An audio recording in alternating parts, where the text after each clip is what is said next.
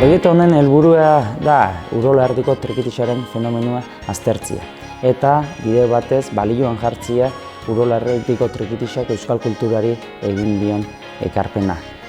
Ohartze gitxian hemen Bailaran trikitilari asko egon diala eta onak, baina belaunaldien joanez hainbat izen historian zehar ahaztu egin diala izenak edo beste batzuk ez diala bildu.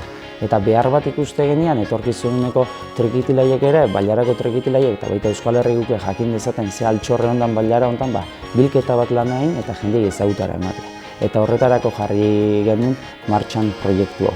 Proiektu honek esan bezala helburua daka bildu hemen sortu den kultura aberastasun hori guzti eta etorkizuneko belaunaldiei handi baten eskuragarri jartzi ezagutza hori. Horretarako 3 lan ildo edo 3 azpiproiektu egin ditugu. Alde batetik dokumental bat izango da, 60-70 hamarkadako Urola Erdiko trikitixaren bilakaera azaltzen duna, eta beste liburu bat eta oraindik bizi diren trikitilari helduen sakoneko elkarrizketak biltzen dituen bideografi moduko proiektu txiki bat egongo da.